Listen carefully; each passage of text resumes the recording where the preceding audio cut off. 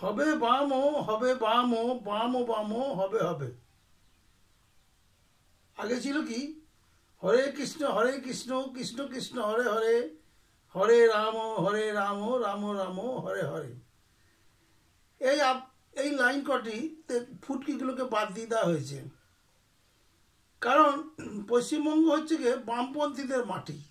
আজকে তারা ক্ষমতায় নেই ঠিকই, কিন্তু দীর্ঘ 50 বছরের আবহাওয়া, অর্থাৎ 35 বছর ক্ষমতায় ছিল, তারও 15-20 বছর তারা এখানে বামপন্থীরা বিভিন্ন লড়াই আন্দোলনের মধ্যে ছিল।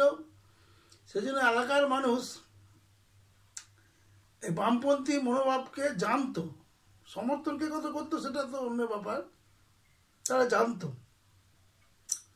উত্তর ভারতে কি আছে, একজন বিখ্যাত কবি জন্মেছিলেন,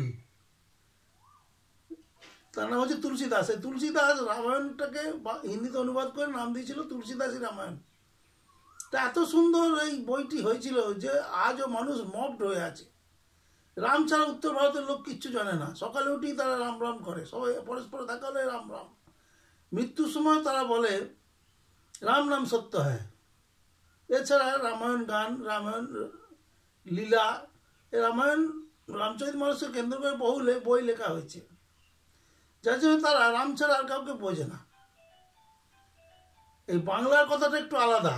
এই বাংলায় শুধু কৃষ্ণ নাম ভজিত হয়। এখানেও একটা কবির ব্যাপার আছে। মহাভারতে কোনো একটা জায়গায় লেখা আছে যে কুরুক্ষেত্র যুদ্ধের পর বিধবারা যখন শ্রীকৃষ্ণকে অভিশাপ দিচ্ছিল, সেই দলে রাধা বলে একটি মেয়ে ছিল যে শ্রীকৃষ্ণের পূর্ব প্রেমিকা। এই অংশটুকু পেয়ে আমাদের বিখ্যাত বাঙালি কবি জয়দেব একটা বই লেখেন, তার নাম হচ্ছে গীত গোবিন্দম। মর সরসী মণ্ডলম মম সরমণ্ডলম, একটু ক্ষমা করবেন, দেহি পদপল্লব মহোদরম। এ অপূর্ব অপূর্ব কবিতা। এছাড়া এই বইটি আছে লবঙ্গলতিকা, দন্তরুচি কৌমুদি, যা পড়লে আজও মানুষ মোহিত হয়ে যায়। এই রাধাকৃষ্ণের লীলাময় প্রেম। এছাড়া আছে প্রায় 6000 কবি যারা গত 400 বছর ধরে শুধু রাধাকৃষ্ণের প্রেম লীলাকে বর্ণনা করে বাঙালির মনে কানে মধু ঢেলে যাচ্ছে। বাঙালিরা এই কৃষ্ণ নাম ছাড়া আর কিচ্ছু জানে না। তাই তো তারা বলে শ্যামকুঞ্জ রাধাকুঞ্জ গিরি গোবর্ধন, মধুর মধুর বংশী বাজে সেই বৃন্দাবন।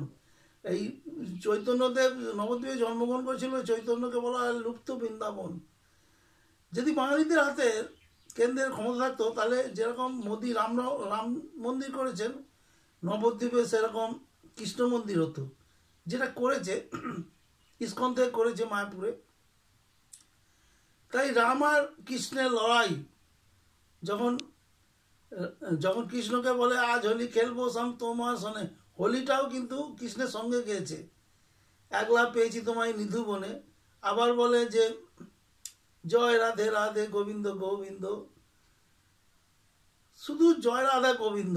আবার যখন সুখসারি বলে আমার কৃষ্ণ মদন মোহন, সারি বলে আমার রাধা বামে যতক্ষণ। অর্থাৎ রাধা কৃষ্ণের বামে যতক্ষণ আছে, এই নিয়ে তাদের লড়াই, সুখসারির লড়াই।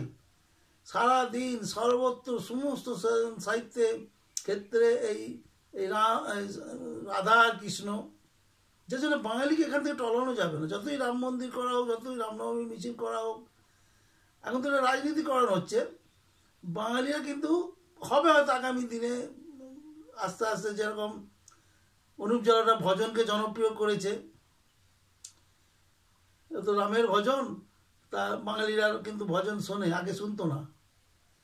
এইভাবে রামকে এইভাবে যেভাবে পশ্চিমবঙ্গে নিয়ে আসছে, আগামী দিনে হয়তো বাঙালিরা মেনে নেবে, কিন্তু আপাতত নয়। আপাতত রাম জন্মভূমি খবরের কাগজেই থাকবে। বিহারিরা অশান্তি চেষ্টা করবে। বাঙালিদের মধ্যেও যারা বিহারি আছে, বাংলায় যারা বসবাস করে, তারা জিনিসটাকে সেইভাবে দাঙ্গার পরিবেশ সৃষ্টিকারী হিসেবে নিয়েছে। এবং আগামী রাম জন্মভূমি, রামনবমী, রামের জন্মদিন একটা দৃষ্টান্ত হয়ে থাকবে, কিন্তু মানুষ সেই কৃষ্ণেই মপ্ট হয়ে থাকবে। এখানে রামের কোনো স্থানই নেই। সেই জন্যে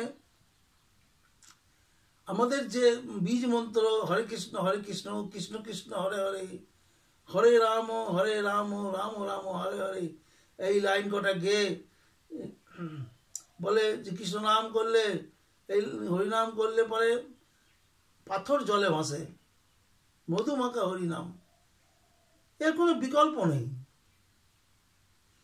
এবারে সেই জন্যে ওই পুটকিগুলোকে সরিয়ে দিয়েছে, হরে কৃষ্ণ দিয়ে করেছে কি হরে কষ্ট, কষ্টটাকে হরতম করতে বলছে, হরে কষ্ট কষ্ট কষ্ট হরে হরে, হবে বাম হবে বাম হবে হবে হবে, অর্থাৎ বামেরাই একদিন মানুষকে মুক্তি দেবে, সমস্ত দুঃখ কষ্ট থেকে তাদের নিষ্কৃতি দেবে। ধন্যবাদ।